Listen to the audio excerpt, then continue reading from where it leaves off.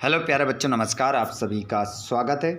जैसा कि आप सभी को पता है, आप लोगों का एग्ज़ाम स्टार्ट होने वाला है और आप लोग जो पेपर देने वाले हैं, सभी बच्चे अपना जो अर्धवार्षिक परीक्षा का पेपर, हिंदी विषय का पेपर, कक्षा 12वीं का जो पेपर आपका होने वाला है प्यारे बच्चों, वो होने वाला है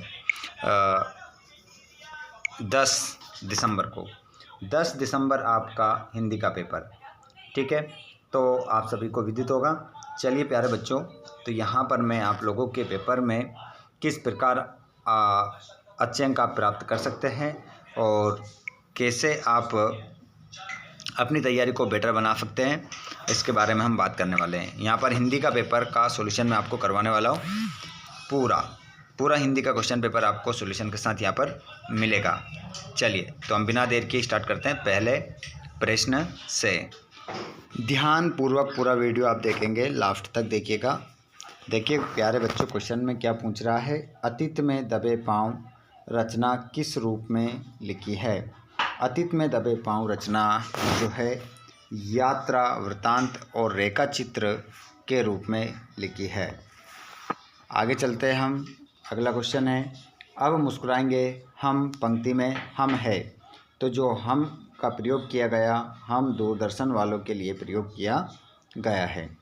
अगला क्वेश्चन है, कहानी का पहला तत्व किसे माना जाता है। तो कहानी का पहला तत्व किसे माना जाता है, वो माना जाता है कथानक को।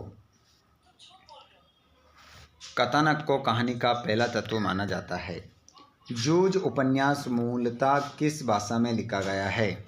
तो जूझ उपन्यास मूलतः मराठी भाषा में लिखा गया है।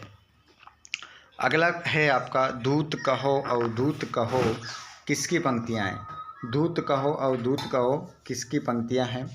तो यहाँ पर आपका आंसर हो जाएगा तुलसीदास की। तुलसीदास आपका राइट आंसर इसमें हो जाएगा। टीवी पर प्रसारित खबरों में सबसे महत्वपूर्ण है विजुअल, नेट, बाइट। उपरोक्त सभी आपका करेक्ट आंसर यहाँ पर होगा। प्रश्न नंबर 2 में आप क्या देखेंगे, रिक्त स्थान देखेंगे। रिक्त स्थान यहाँ पर आपको मैं बताऊंगा। यहाँ पर बच्चे में होंगे। बच्चे किस में होंगे, तो आंसर हो जाएगा आपका प्रत्याशा। बच्चे किस में होंगे, प्रत्याशा में होंगे। आपका राइट आंसर हो जाएगा प्रत्याशा।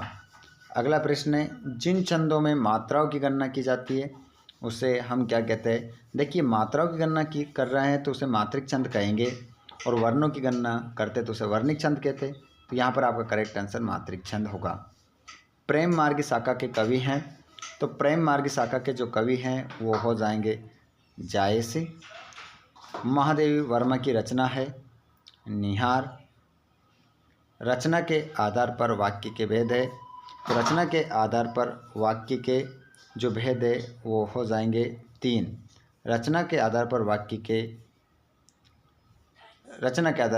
के 3 भेद होते हैं, ठीक है, ध्यान रखिएगा। और क्षोभ का तद्भव शब्द है क्षेम। और जब उषा का जादू टूटता है तब होता है सूर्योदय।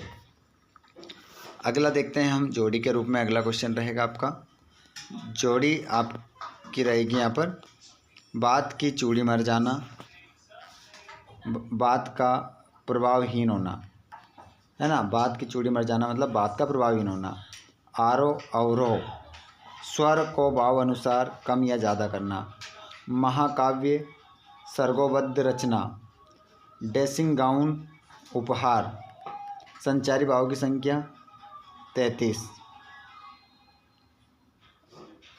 इस प्रकार आप अपना आंसर लगाएंगे। चलिए अब हम चलते हैं अगले क्वेश्चन की ओर। एक शब्द एक वाक्य में उत्तर देना है।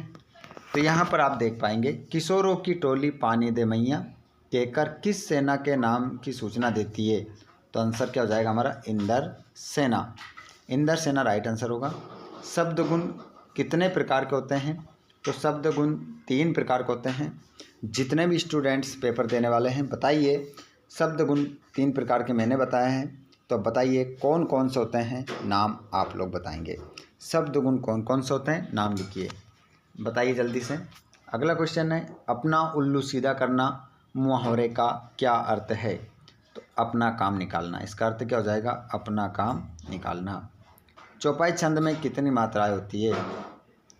चौपाई छंद में कितनी मात्राएं होती है? तो इसमें 16 मात्राएं होती है। परचेजिंग पावर का अर्थ क्या होता है? तो इसका अर्थ होता है क्रय शक्ति। पहलवान लुट्टन सिंह के कितने पुत्र थे? तो इसका आंसर हो जाएगा आपका 2, आपका करेक्ट आंसर रहेगा। क्वेश्चन नंबर आपका 5वां, ऑब्जेक्टिव टाइप क्वेश्चन में आपका 5वां प्रश्न रहेगा। देखिए, बहुत ही शानदार तैयारी करने के लिए वीडियो को लास्ट तक देखें और पूरा देखें, जिससे आप लोगों की तैयारी बहुत अच्छी हो जाएगी। प्रिया बहुत बातूनी है में बातूनी शब्द क्रिया विशेषण है। क्रिया बहुत बातूनी है में बातूनी शब्द क्रिया विशेषण है। बिल्कुल, तो इसका आंसर आपका सत्य होगा। भक्तिन के आ जाने से महादेवी वर्मा अधिक देहाती हो जाती है। सत्य। कहानी का नाटक रूपांतरण असंभव है। असत्य। दत्ताजी राव गांव के जमींदार थे। सत्य। गद्य साहित्य की विधाओं को 4 वर्गों में बांटा गया है। तो इसका आंसर भी आपका सत्य हो जाएगा। और ज्ञान मार्ग शाखा के कवि जायसी हैं। इसका आंसर भी आपका सत्य होगा। उसके बाद में आप यहाँ पर छठा प्रश्न देखेंगे। क्या कह रहा है आपसे? जहाँ पर दाना रहते हैं वहीं नादान भी होते हैं, कवि ने ऐसा क्यों कहा है? भक्तिन के चरित्र की 2 विशेषताएं लिखिए। विशेषण किसे कहते हैं?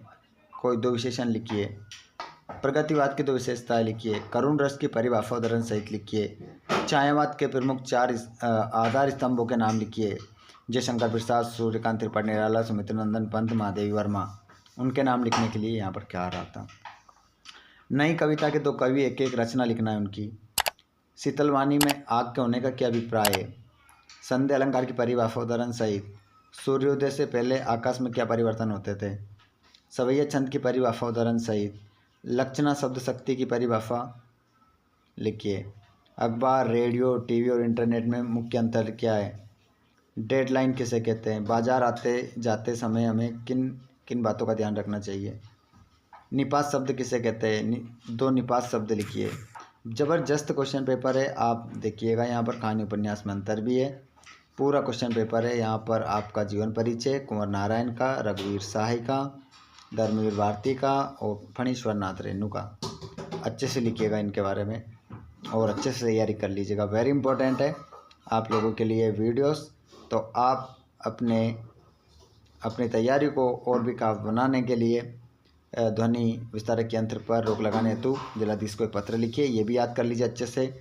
निबंध रूपरेखा सहित लिखना है आपको, अगर अच्छे मार्क्स लेना है तो निबंध ये सभी इम्पोर्टेंट है, इनमें से आप कर लीजिए, अच्छे से आपके मार्क्स फुल होंगे। ठीक है, तो ये हमारा वीडियो हो चुका है पूरा। वीडियो अच्छा लगा है तो लाइक कर दीजिएगा। साथ में आप इस वीडियो को कहाँ से देख रहे हैं, आपके गांव का नाम क्या है, ज़िले का नाम क्या है, तो आप कमेंट बॉक्स में ज़रूर बताइएगा। धन्यवाद। Thanks for watching.